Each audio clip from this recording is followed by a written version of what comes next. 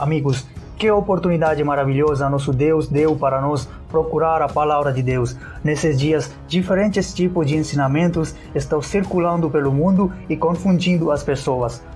Muitos pregadores estão pervertendo a palavra de Deus para atender às suas necessidades pessoais. Portanto, é necessário que procuremos a palavra de Deus e descobrir o que ela realmente significa. A vinda de Jesus Cristo está muito próxima. Os sinais do mundo nos dizem que a vinda de Jesus está muito próxima. Portanto, é importante a igreja, a noiva de Cristo, tem que se preparar completamente e aguardar a vinda do Mestre, o Senhor Jesus Cristo. Por isso, de acordo com a orientação do Espírito Santo, estamos preparando uma série de lições de estudo bíblico para aperfeiçoar os santos. Paulo diz que nós pregamos e exortamos e avisamos todos os homens para que possamos apresentar a todos perfeitos diante de Jesus Cristo. Cristo deu 5 tipos de ministério na Igreja de Deus para aperfeiçoar os santos, para que o corpo de Cristo possa ser adequadamente moldado e possa crescer até a estatura completa de Cristo. Por isso, para a edificação dos santos, esta série de estudos bíblicos está sendo preparada. Peço que preste atenção como oração. Abram suas Bíblias e vejam o que o Espírito de Deus está ensinando é correto ou não. Estaremos pregando a palavra de Deus sem qualquer interpretação externa. Nós não vamos citar os pensamentos dos diferentes teólogos, mas apenas compartilharemos a palavra diretamente como verdadeiro leite sem qualquer adulteração. Por isso, peço que ouçam essa palavra com oração e procurem nas Escrituras e verifiquem se é a palavra verdadeira ou não. Vamos começar o estudo bíblico com a oração. Feche os olhos e vamos orar na presença de Deus. Nosso Pai Celestial, agradecemos por essa oportunidade especial que o Senhor deu a todos nós para procurar a palavra de Deus e examinar nossa vida e nos preparar para a sua vinda. Eu amarro as forças das trevas que confundem os corações dos filhos de Deus e os afasta da verdadeira vida espiritual para as coisas do mundo. Em nome de Jesus Cristo, eu repreendo todos os espíritos que atrapalham esse estudo e ordeno que os espíritos malignos saiam em nome de Jesus Cristo. Eu liberto todos os corações e mentes para receber a palavra de Deus. Senhor, que o seu nome seja glorificado. Em nome santo de Jesus, oramos. Amém. Só a graça nos levará para a casa. Não é nossa santidade, não são nossos esforços e obras, mas a graça do Senhor. Se você deseja ter a graça de Deus durante toda a nossa vida, é importante para nós permanecermos de coração quebrantado e humilde diante de Deus Todo-Poderoso. Amém. Que Deus nos abençoe. E agora é a hora de nós voltarmos para a palavra de Deus. Para nossa meditação, vamos ler Filipenses capítulo 2, versículo 12. Filipenses capítulo 2, versículo 12. Por isso, meus amados, assim como sempre obedecestes, não só na minha presença, mas muito mais agora na minha ausência, trabalhe sua própria salvação com temor e tremor. Que palavra maravilhosa de Deus! Aqui a palavra de Deus diz para trabalhar sua própria salvação com temor e tremor. Muitas pessoas pensam que quando aceitaram Jesus Cristo, tomou o batismo da água e encheu-se do Espírito Santo, eles já estão reservados para o céu. Mas, amigos, devemos entender que temos que fazer muitas coisas para alcançar esse objetivo. Aqui Paulo diz sobre trabalhar a sua própria salvação. Olha, para a remissão dos nossos pecados, para a libertação dos grilhões de Satanás, Jesus Cristo pagou o preço completo.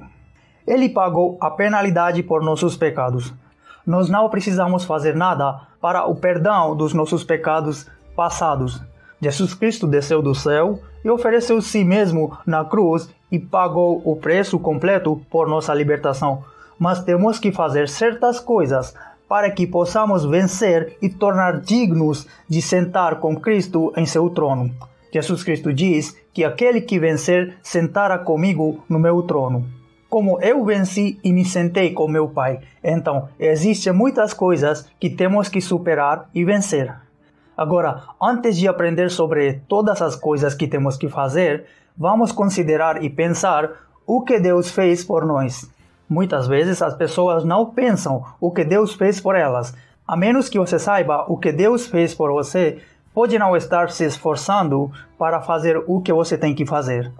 Para esse propósito, vamos ler do livro dos Efésios, capítulo 2, versículos 12 e 13. Vamos começar a ler Efésios, capítulo 2, versículos 12 e 13. Os santos dos Efésios dizem que naquele tempo estáveis sem Cristo, separados da comunidade de Israel e estranhos ao pacto da promessa, não tendo esperança e sem Deus no mundo. Mas agora, em Cristo Jesus, vós que antes estáveis longe, chegastes perto pelo sangue de Cristo. Ele diz que éramos estrangeiros da comunidade de Israel. Isso significa aqueles dias. Quando estudamos a história do mundo entre todas as nações, Israel foi a única nação escolhida por Deus, para que ela possa dizer ao mundo que existe um Deus vivo. A história do mundo conta que o tabernáculo de Deus foi construído no meio de Israel. E naquele tabernáculo, quando Moisés completou a obra, a glória do Senhor veio e habitou ali. Essa não era apenas uma ação de fé, mas as pessoas podiam ver literalmente a graça e a glória de Deus chegando e habitando no lugar santíssimo do tabernáculo. Em nenhuma outra nação do mundo, Deus fez esse tipo de morada. Então, Israel foi uma nação escolhida. Não é por causa da sua qualidade, mas Deus, de acordo com sua sabedoria eterna, escolheu aquela nação para que Deus possa continuar falando para o mundo inteiro. Então, quando o povo de Israel foi escolhido, a presença de Deus estava lá com eles. Paulo fala ao povo de Efésios que vocês eram estrangeiros de Deus. Vocês eram afastados da comunidade de Deus. Quando você estuda sobre o templo de Israel, tinha um aviso no portão: nenhum gentil pode vir mais frente desse limite. Isso significa que os gentios não tinham permissão para entrar no templo da presença de Deus Santíssimo, porque os gentios viviam uma vida pecaminosa e suja. Por isso, Deus não permitiu que eles se aproximassem desse Deus Santíssimo. Se as pessoas viverem uma vida suja em pecado, e se elas se aproximassem de Deus Santíssimo, elas serão consumidas pelo fogo de Deus. Por isso, a fim de proteger elas da destruição, Deus ordenou a Moisés que nenhum gentil fosse autorizado a se aproximar. Por isso, Paulo diz que vocês, efésios, vocês não tinham o direito de se aproximar do templo de Deus. Vocês eram estrangeiros da comunidade de Israel. E segunda coisa, ele diz, vocês estavam sem Deus, vocês não tinham Deus. Seja quem for, sejam quais forem as forças que eles estavam orando, eles naqueles dias estavam se ajoelhando diante de ídolos, eles estavam adorando árvores, montanhas, pedras e animais que não eram deuses. Eles foram enganados pelos poderes das trevas. Os poderes das trevas cegaram suas mentes, do modo que eles não podiam perceber quem era o Deus verdadeiro. Por isso, quaisquer poderes que eles estavam adorando não eram Deus, eles eram forças malignas. Claro que essas forças demonstraram seu poder falso, mas não era Deus, eram espíritos malignos. Por isso, Paulo diz, vocês estavam sem Deus, e depois ele diz que éramos inimigos de Deus. Você sabe, as pessoas que adoravam os deuses ídolos, elas costumavam respeitar o seu próprio Deus e amaldiçoavam outros deuses e costumavam dizer, o nosso Deus é o Deus maior que outros. Assim, elas costumavam amaldiçoar os outros deuses. Assim, automaticamente, elas se tornaram inimigos de Deus. Olha para a nossa condição do passado, querido irmão e irmã. Estávamos fora, éramos estrangeiros da comunidade de Israel. Nunca tivemos o privilégio, nunca tivemos o direito de chegar perto de Deus Santíssimo. E segunda coisa, estávamos sem Deus. E número 3, éramos inimigos de Deus. E novamente Paulo nos diz, qual era a nossa condição? Efésios capítulo 2, versículo 2 e 3. Efésios capítulo 2, versículos 2 e 3. Nós caminhávamos de acordo com o costume desse mundo. Olha para a nossa vida do passado. Costumávamos andar segundo o curso desse mundo, de acordo com a situação do mundo, de acordo com o costume do mundo, de acordo com as tradições, de acordo com as circunstâncias, e longe de Deus, a fim de agradar outras pessoas, a fim de obter a reputação entre outras pessoas, entre amigos e parentes. costumávamos andar de acordo com o costume desse mundo e em seguida de acordo com o príncipe das potestades do ar. Amados, antes de você vir para o caminho da salvação, os espíritos malignos governavam seus corações e nos tornamos desobedientes a Deus. Tudo que os espíritos malignos nos encorajavam a fazer, nos instigavam a fazer, nós costumávamos a fazer. Porque os espíritos malignos, o príncipe do poder do ar, tinha controle sobre nós. Porque quando o primeiro homem, Adão, cometeu o pecado, a imagem e semelhança de Deus partiu. E a partir desse dia, todos os seres humanos ficaram sob a influência de espíritos malignos. Claro, alguns de vocês podem não estar fazendo coisas ruins, podem não ter sido um bêbado, um assassino ou um ladrão, mas ainda assim havia muitas coisas ruins em sua vida. Estávamos todos sob a influência do espírito maligno, o príncipe dos poderes do ar. E mais, o que estávamos fazendo? Estávamos satisfazendo os desejos da carne e da mente. Tudo que pensávamos que seria bom para nós, tudo que pensávamos que seria bom para mim, tudo que você tenha entendido, sim, isso vai me dar mais prazer, tudo que você tenha visto que isso vai me dar mais alegria, costumávamos nos submeter para esse tipo de coisas a fim de receber uma alegria temporária, uma libertação temporária e uma hesitação temporária. É por isso que estávamos satisfazendo os desejos da nossa mente e da nossa carne. Tudo que a carne demandava, tudo que a carne exigia de nós, costumávamos fazer isso. E então, assim, nos tornamos por natureza os filhos da ira. Amado, se você tivesse continuado assim, nosso destino teria sido o lago do inferno, o lago do fogo, os filhos da ira. Mas agradeço a Deus, o Deus gracioso do céu. Isso que lemos em Efésios capítulo 2, versículo 14 e 15. Efésios capítulo 2, versículo 14 e 15. O que Deus fez por nós. Porque Ele é a nossa paz, o qual de ambos fez um, e derrubou a parede do meio da separação entre nós, abolindo na sua carne a inimizade, isto é, a lei dos mandamentos, que consistia em ordenanças para fazer em si mesmo de dois um novo homem, fazendo assim a paz. Meus queridos, aqui está escrito, quando éramos os estrangeiros, éramos pessoas sem Deus, estávamos sob a influência do príncipe do poder do ar.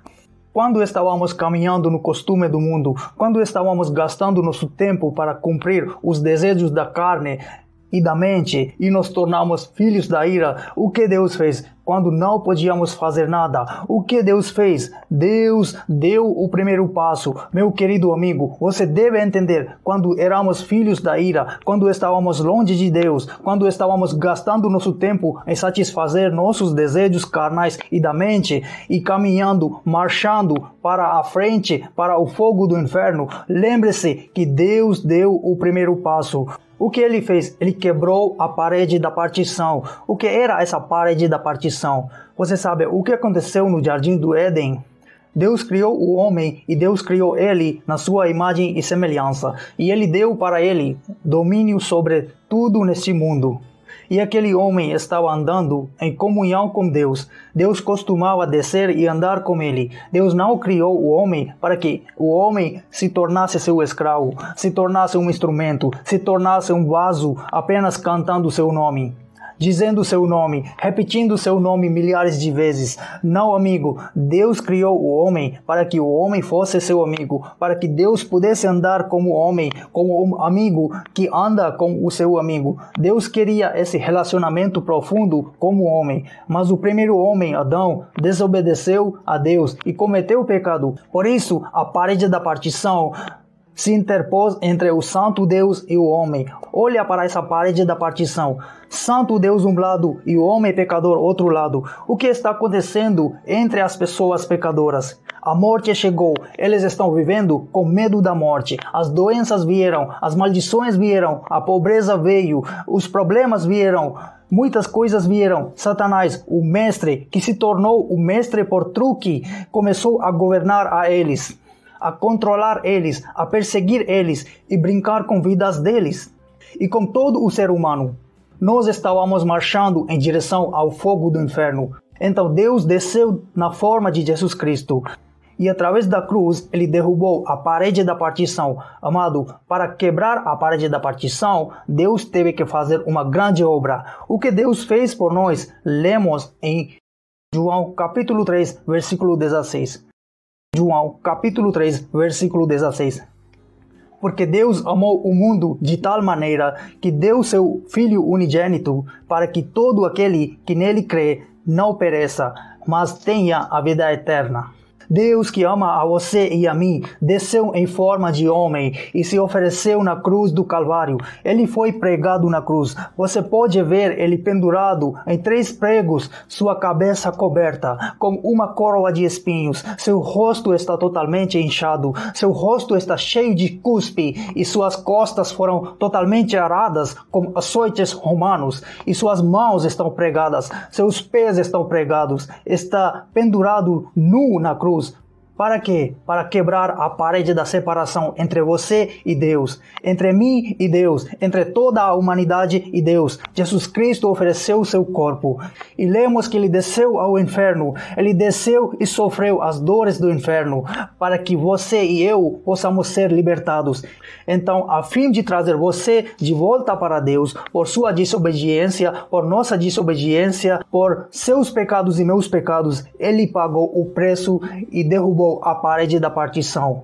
Nós lemos naquele dia, quando Jesus Cristo pendurado na cruz, clamou que está terminado. Naquele mesmo momento, o véu que separava o lugar santo do lugar santíssimo se rasgou de alto para baixo. Era um véu muito grosso. Vocês sabem, cerca de 120 sacerdotes costumavam levantar aquele véu e colocavam ali. Não era um pano comum. O véu que lemos na história de Israel era uma coisa pesada, tecido grosso. 120 sacerdotes costumavam carregar e colocar esse véu nos ganchos. Aquele véu pesado foi rasgado de alto para o baixo e o Deus declarou para todo o mundo: a parede da separação foi demolida. Se você estudar sobre o templo de Israel, no meio do povo de Israel havia um templo. Naquele templo, sempre que uma pessoa vem, ficava uma parede no início. Nessa parede está escrito: nenhum gentil além deste ponto pode entrar. E assim, nenhum gentil era permitido. Então, os israelitas iam em frente. E depois está escrito na próxima parede que as mulheres não podem ir além desse ponto. Isso significa que as mulheres eram permitidas chegar apenas até a sala das mulheres. E depois, se continuar mais frente, está escrito que apenas os levitas têm permissão para entrar. Isso significa que todos os outros israelitas terão que ficar naquela área. Apenas os levitas, o povo escolhido da tribo, podia ir mais frente. E indo mais frente, tinha outra parede ali escrita: apenas sacerdotes ungidos podem entrar. Isso significa que até mesmo os levitas também não tinham permissão para ir mais frente. Quando chegamos ao lugar santo, vemos que apenas os sacerdotes ungidos podiam entrar. E depois no lugar santíssimo está escrito: uma vez por ano, apenas uma vez em um ano, o sumo sacerdote entrava. Quando ele entrava no lugar santíssimo, ele tinha em uma mão o sangue para a remissão dos pecados de todo o povo. E na outra mão ele levava incenso. E costumava ter uma corda dourada amarrada em sua cintura. E a corrente é colocada do lado de fora do pátio. E com tremor ele entrava lá uma vez por ano. Por que essa corrente estava lá? Porque se ele cair morto, ninguém pode entrar ao lugar santíssimo para pegar o corpo dele. Eles tinham que puxar aquela corda e trazer o cadáver vermelho. Então ninguém tinha permissão de entrar no lugar santíssimo. Assim, no lugar santíssimo, apenas o sumo sacerdote entrava uma vez por ano. Mas agradeço a Deus, no dia em que Jesus Cristo diz que está terminado, aquele véu pesado que separava o lugar santíssimo do lugar santo foi rasgado de cima para baixo para que todos possam chegar à presença de Deus. Olha isso, você não fez nada por isso. Eu não fiz nada por isso, não jejuamos por isso, não pagamos nada por isso. Deus, o Deus misericordioso, quebrou a parede e o véu da separação entre o lugar santíssimo e o lugar santo. E não apenas isso, quando o véu foi rasgado entre o lugar santíssimo e o lugar santo, todos podiam ir direto ao trono de Deus. Meu amigo, quando estávamos sem Deus e estrangeiros, Deus abriu a porta para você. Deus abriu a porta para você e eu chegarmos à sua santa presença. Ele abriu a porta para que viessemos à sua presença. Então Jesus Cristo derrubou a parede da partição e aboliu a inimizade. Inimizade significa o homem desobedeceu a Deus. O homem tornou-se inimigo de Deus. O homem ficou sob a influência do príncipe dos poderes do ar, de todas as forças satânicas. O homem se tornou filho da ira. Foi assim que surgiu a inimizade. Jesus Cristo tomou a inimizade sobre si mesmo. Agora Deus Pai olha a humanidade através de Jesus Cristo. O homem cometeu o pecado. Todo ser humano cometeu o pecado. E então Jesus veio. Deus olha para você e para mim por meio de Jesus Cristo. O que Deus entende? Sim, os pecados desse homem perverso foram punidos no corpo de Jesus Cristo, meu Filho amado. Assim, por meio de Jesus Cristo, por meio do sofrimento de Jesus Cristo, a inimizade entre você e eu foi terminada completamente. E depois, o que Deus fez? Ele criou um novo homem em nós. O primeiro homem, como todos vocês sabem, lemos em Gênesis capítulo 1, versículos 26 a 28. Deus criou o homem à sua imagem e semelhança e deu para ele todo o poder e domínio. E lemos em Gênesis capítulo 2, versículo 7, que então Deus soprou nele, a semelhança de Deus veio nele, ele estava vivendo com poder e autoridade. Mas por causa do pecado, aquela santa personalidade de Deus, a imagem e a semelhança de Deus se afastaram dele. Agora, se uma pessoa quer vir para Deus, a coisa que estava perdida tem que ser trazida de volta. Por isso Deus abriu o caminho para que um novo homem fosse criado em nós. Deus abriu o caminho para que um novo homem fosse criado em nós. Um novo homem criado em nós. Como o novo homem é criado? Vamos ler 1 Pedro capítulo 1, versículo 23. 1 Pedro capítulo 1, versículo 23. Tendo renascido, não de semente corruptível, mas de incorruptível, pela palavra de Deus, que vive e permanece para sempre. Aqui está escrito, nascer de novo pela semente incorruptível. A palavra de Deus, nascido de novo pela semente incorruptível da palavra de Deus. Sobre isso, Jesus Cristo já falou, que lemos no Evangelho de João, capítulo 3, versículos 3 a 6. Evangelho de João, capítulo 3, versículos 3 a 6. Jesus respondeu e disse a ele, em verdade eu vos digo, que se o homem não nascer de novo, ele não pode ver o reino de Deus. Nicodemos disse-lhe, como pode um homem nascer de novo quando envelhecer? Pode entrar pela segunda vez no ventre da sua mãe e nascer? Jesus respondeu, em verdade, eu te digo, que se o homem não nascer da água e do Espírito, não pode entrar no reino de Deus. O que é nascido da carne é carne, e o que é nascido do Espírito é Espírito. Meu querido, aqui o Senhor Jesus Cristo diz que a menos que um homem nascer de novo, ele não pode ver o reino de Deus. A menos que um homem nascer da água e do Espírito, ele não pode entrar no reino de Deus. Isso significa a coisa que o homem perdeu, ele tem que recuperar, readquirir. Por favor, entenda, tem um mistério nisso. Se o homem não está sob a influência de Deus, então certamente ele está sob a influência de Satanás. Se Deus não está governando em seu coração, então Satanás está governando em seu coração. Irmão, você deve entender disso. Irmã, você deve entender disso. Se Deus não está governando sua vida, então Satanás está governando sua vida.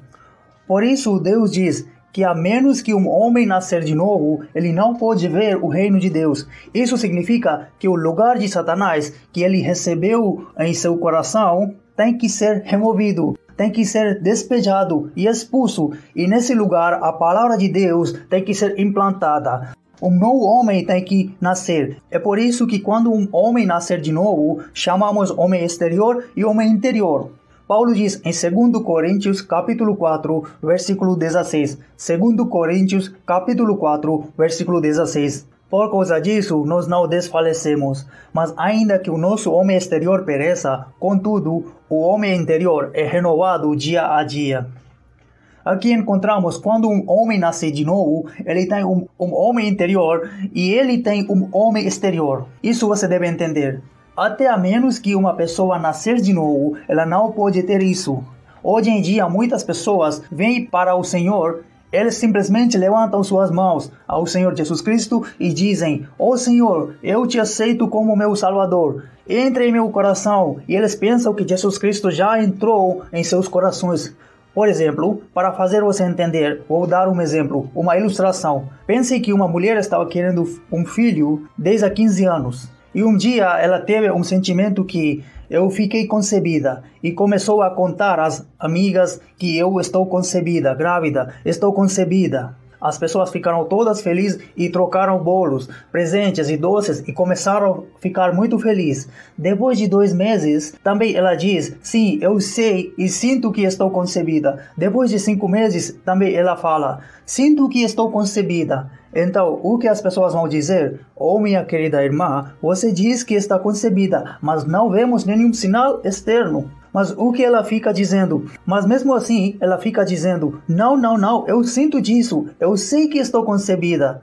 No 8º mês, ela diz que sinto que estou concebida. Mas as pessoas dizem que você não está concebida, não vemos nenhum sinal. E no 9º mês, ela ainda fica dizendo a mesma coisa, mas nenhuma criança vai sair. Era apenas um sentimento. Da mesma forma, muitas pessoas aceitaram Jesus Cristo através dos seus sentimentos emocionais. Eles aceitaram Jesus Cristo para resolver seus problemas, aceitaram Jesus Cristo para receber cura, aceitaram Jesus Cristo para obter conforto, eles aceitaram Jesus Cristo para receber bênçãos materiais.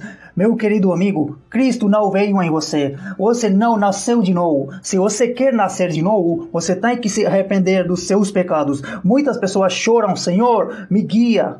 Muitas pessoas choram: "Senhor, me ajuda." Alguns pregadores sempre pregam para estimular as emoções das pessoas, para que eles possam chorar, e depois o pregador diz que você quer aceitar Jesus Cristo, então venha. Por exemplo, vou dizer para você como eles estimulam as emoções. Imagina que tem uma pessoa leprosa e eu posso pregar para ele estimulando emoções. Olha assim, veja: "Ô leproso, você foi abandonado por todas as pessoas. Seu pai te abandonou, sua mãe te abandonou, sua esposa te abandonou, seus filhos te abandonaram, sua sociedade te abandonou. Ninguém se preocupa com você. Olha a sua condição, ninguém está disposto para te ajudar. Olha as suas feridas, olha as suas roupas, seus dedos estão desgastados, você não consegue andar bem, você está deitado lá, ninguém tem piedade de você. Mas aqui tem uma pessoa, é Jesus Cristo, Ele ama você. Você quer que Ele venha em sua vida?" Então o que o leproso vai dizer? "Sim, eu quero esse Jesus. Minha esposa me abandonou, meus pais me abandonaram, todas as pessoas me abandonaram. Eu quero esse Jesus, sim." Isso é o que estamos fazendo. Assim que eles estimulam as emoções. O outro jeito de pregar, como o Jesus pregaria para ele: "Ó leproso, por que você teve que sair da sua casa? Por que seu pai te abandonou? Por que sua esposa te abandonou? Por que a sociedade te abandonou? O motivo é a lepra, o pecado. É o pecado que te tirou da sua sociedade. O pecado tirou você da sua família. O pecado está levando você para o fogo do inferno. Se você continuar marchando em frente, meu amigo, você terminará no fogo do inferno. Você quer se arrepender? Então quem vai chegar para frente? Apenas a pessoa que deseja se arrepender verdadeiramente vai chegar para frente. Nesses dias, os pregadores pregam sobre bênçãos materiais. Os pregadores pregam sobre o conforto físico. Pregadores pregam para estimular suas emoções. Essas pessoas não são salvas. Elas são enganadas. Se você quer nascer de novo, meu amigo, você tem que se arrepender verdadeiramente dos seus pecados. Você deve saber: se eu continuar vivendo em pecado, irei para o inferno. O inferno abriu sua boca para me engolir. O inferno está esperando por mim. A menos que eu me arrependa do meu pecado, eu serei levado para o fogo do inferno. Eu quero escapar e fugir do fogo do inferno. Se você não se arrepender dos seus pecados, se seu coração não está lavrado com a palavra de Deus, se você não confessou seus pecados, se você não remover todas as raízes do pecado da sua vida, a palavra de Deus não vai vir. A palavra de Deus é uma palavra santa e o Espírito Santo é aquele que traz a palavra. O Espírito Santo olha para o coração, se o coração está lavrado ou não. Sabe, a palavra sagrada. Sabe quem é essa palavra? O próprio Deus. Essa palavra santa não entra em um lugar sujo. A palavra santa vai entrar apenas no lugar que é limpo. Como é feito limpo? Jesus diz que estou à porta e bato. Se você abrir o coração, então vou entrar. Muitas pessoas querem a ajuda de Deus para seus empregos, para sua cura física, para seu conforto. Eles não estão pedindo a ajuda de Deus, falando: "Oh Deus, eu quero você apenas. Deus, eu não estou pedindo a cura. Não estou pedindo o seu dom. Não estou pedindo a sua bênção. Deus, eu quero você apenas. Eu sou um pecador. Eu abro meu coração. Se você não vier para mim, eu vou para o lago do fogo." Deus Jesus, que está do lado de fora e batendo no coração, por favor, vem. Estou abrindo meu coração. Por favor, vem. Limpe minha alma. Limpe minha vida. Eu sou um pecador miserável. Lava-me com o teu sangue. A menos que uma pessoa se arrepender assim, ela não nasceu de novo. Quando o Espírito Santo ver, o Espírito Santo do lado de fora continua cutucando ele. Você é um pecador. Você é um pecador. Você é um pecador. E quando aquele pecador confessa seus pecados e abre seu coração, Jesus Cristo vem. Aleluia. Jesus Cristo entra e limpa o coração. E assim que uma pessoa nasce de novo, a palavra de Deus é a semente. Amigos, se vocês não têm essa experiência hoje mesmo, nascer de novo. Você pode ter tomado o batismo da água. Você pode estar falando em uma língua estranha. Nem tudo é de Deus. Existem muitos outros espíritos malignos que falam línguas estranhas. Existem muitos espíritos que fazem muitos milagres. Muitos espíritos. Você sabe, os operadores dos milagres de hoje vão enfrentar uma grande perda naquele grande dia. Naquele grande dia, quando eles vierem para o Senhor Jesus Cristo, eles dirão: "Senhor, em teu nome profetizamos, em teu nome pregamos a palavra de Deus, em teu nome expulsamos demônios, em teu nome fizemos muitos milagres." E daquela hora, Deus vai dizer, Jesus vai dizer: "Eu não conheço vocês, eu nunca conheci vocês." Amigo, por isso, não fique confundido e enganado. Quando você nascer de novo, quando você abrir o seu coração, quando você confessa seu pecado, então a palavra de Deus entra em seu coração e assim a verdadeira semente vem em sua vida e você nasce de novo. É assim que um homem interior nasce em você. E como é esse homem interior? Colossenses capítulo 3, versículo 10. Observe a condição desse homem interior. Colossenses capítulo 3, versículo 10. "E vos vestiu de novo o homem, que se renova para o conhecimento, segundo a imagem daquele que o criou." Observa a qualidade do homem interior. O primeiro homem tinha a imagem e semelhança de Deus. Quando confessamos nosso pecado, a semente da palavra de Deus entra em nossa vida. E qual é essa palavra? Você sabe que no Evangelho de João, capítulo 1, versículos 1 a 2, lemos no início que no princípio era a palavra, e a palavra estava com Deus, e palavra era Deus. E depois lemos o versículo 14, e palavra se tornou carne. Aleluia! Quando uma pessoa abre o coração, quem entra? A palavra, o Senhor Jesus Cristo entra no coração. Então, um novo homem nasce nele, na imagem e semelhança de Deus. Esse homem interior está na imagem e semelhança de Deus. E então, Efésios capítulo 4, versículo 24 diz: "Quão santo é esse homem interior? E vós revistais do novo homem, que segundo Deus é criado em justiça e verdadeira santidade." Esse homem interior está na justiça de Deus e na verdadeira santidade de Deus. Aleluia! Através da palavra de Deus, quando uma pessoa confessa seu pecado, um homem interior nasce nela. Ele é parecido com Deus. Esse homem interior é a imagem de Deus. E ele é totalmente santo e totalmente justo. Assim, cada pessoa nascida de novo tem duas personalidades. Uma é a personalidade do homem interior, outra é a personalidade do homem exterior. Assim, a pessoa que nasce de novo tem a personalidade do homem interior e ele tem a personalidade do homem exterior. Então Deus fez todas essas coisas por nós. E depois, o que Deus fez? Efésios capítulo 2, versículo 19. "Assim que já não sois estrangeiros, nem forasteiros, mas concidadãos dos santos e da família de Deus." Depois que um homem nasce de novo, quando ele tem um homem interior nele, ele é trazido para a família de Deus. Depois que você aceitou Jesus Cristo, Deus deu para você a graça de tomar o batismo nas águas. Através do batismo nas águas, você eliminou seu velho homem, eliminou sua velha natureza. De acordo com Romanos capítulo 6, versículo 3 a 6. Através do batismo nas águas, você enterrou sua velha natureza. Você fechou a conta com Satanás. Todo o direito das forças satânicas sobre você foi encerrado e depois você entra na família de Deus, revestindo-se de Jesus Cristo. É por isso que lemos em Gálatas capítulo 3, versículos 27 a 29. Quando você toma o batismo nas águas, você tem o privilégio de se revestir de Cristo. Agora, como você entra na casa de Deus? Revestindo-se de Jesus Cristo. Aleluia! Oh, que vida abençoada você e eu temos! Que vida abençoada e maravilhosa Deus deu para você e para mim, que mesmo se estávamos longe de Deus, estrangeiros da comunidade de Israel, estávamos sem Deus, estávamos gastando nosso tempo para satisfazer a luxúria, em cumprir os desejos da carne e da mente, e nos tornamos filhos da ira. Deus nos libertou. Ele quebrou a parede da partição. Ele destruiu a inimizade e nos deu o privilégio de nascer na família de Deus.